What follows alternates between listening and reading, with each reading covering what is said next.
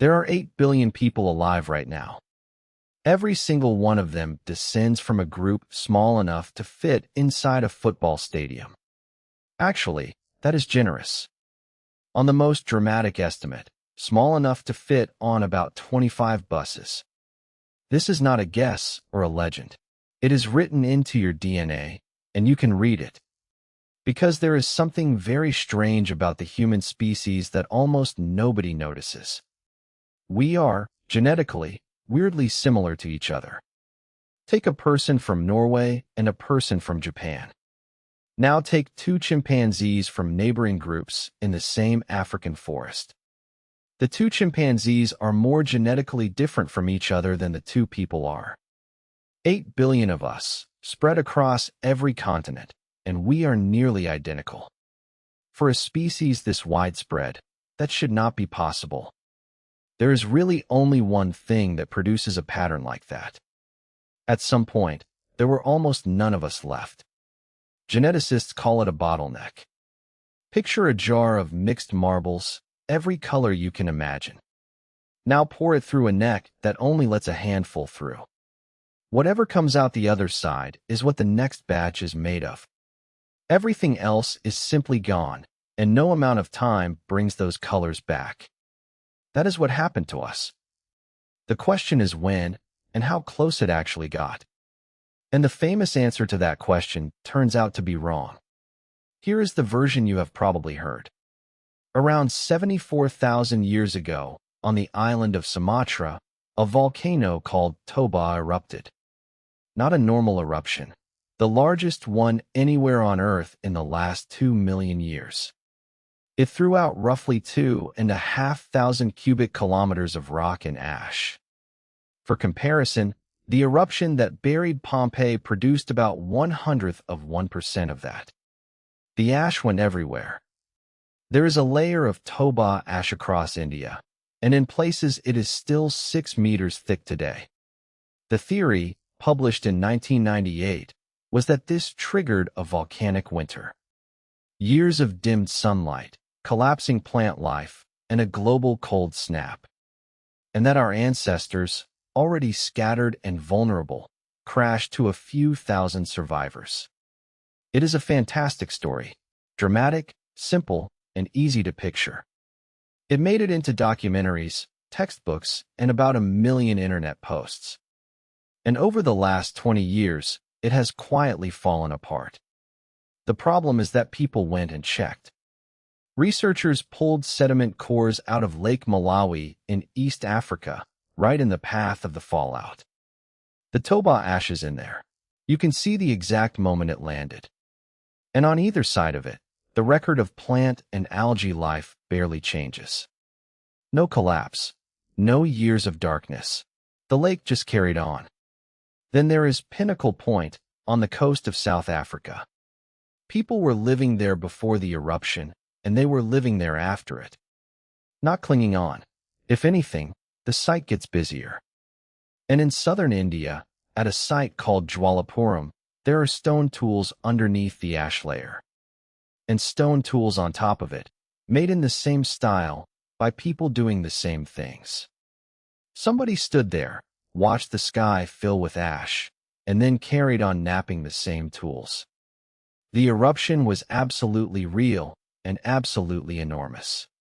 The human catastrophe attached to it just is not showing up in the ground. This is a good example of how science actually goes. A clean, dramatic story gets replaced by a messier and more accurate one. Because the bottleneck itself is real. We just had the wrong culprit and the wrong date. By an enormous margin. In 2023, a team published a study in the journal Science using a new method. Instead of digging, they read living genomes backwards.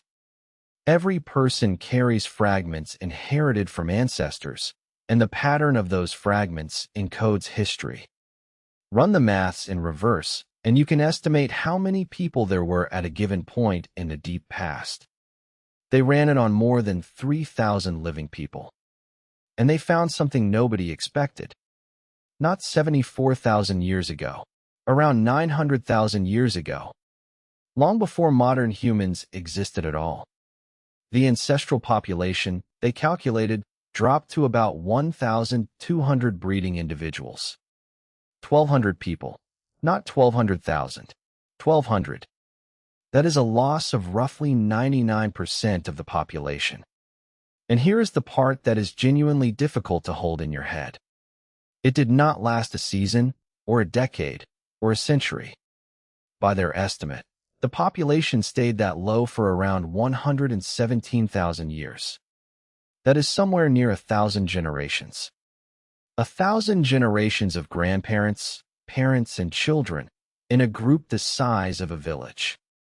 For that entire stretch, the whole future of our lineage was a rounding error. Put it in modern terms. 1,200 breeding adults is fewer than several species currently listed as critically endangered. If a conservation biologist found a population like that today, they would not be optimistic. So what happened? The timing lines up with a brutal period in Earth's climate history. Glacial cycles were lengthening and deepening, and Africa went through severe, prolonged drought. There is also a suspicious gap in the fossil record for exactly that window. For a period of over 100,000 years, African fossils of our ancestors become very hard to find, which is what you would expect if there were barely any people to leave fossils. And there is one more thing, which is the strangest part of all. That squeeze may not just have nearly ended us. It may have made us. When a population gets that small, genetic change moves fast.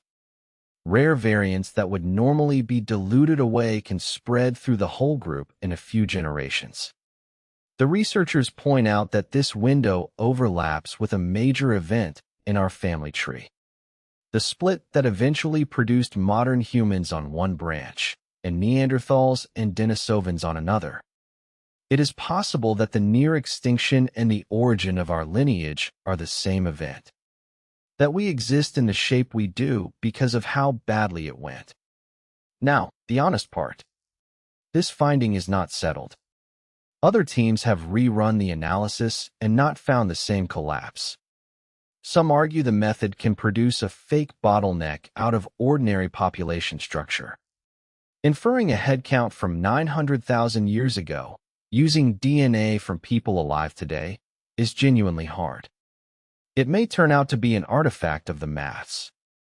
I am telling you that because a channel that only tells you the exciting half is not worth watching. But notice what is not in dispute. Nobody argues that human genetic diversity is normal. It is not. Everybody agrees there was a bottleneck of some kind. The argument is about when it happened and how tight the squeeze got. 1,200 or 10,000, 900,000 years ago or later. The shape of the story does not change. We are a species that came within a rounding error of never existing at all. And everything after that came from the ones who got through. Fire, stone tools, burying the dead, language, farming, cities, writing, medicine. Every song, every war, every person you have ever loved. All of it is downstream of a group small enough that every single member would have known each other's face. There is no monument to them because there is nothing to put on it. No names, no graves we can identify, no story anyone recorded. Just a signal in the genome of everyone alive, saying that once, we very nearly did not make it. The next time somebody tells you humanity is fragile, they are not being dramatic. They are being historically accurate. We have already come that close, at least once. And the only reason you are here to hear about it is that about 1,200 people 900,000 years ago managed not to die.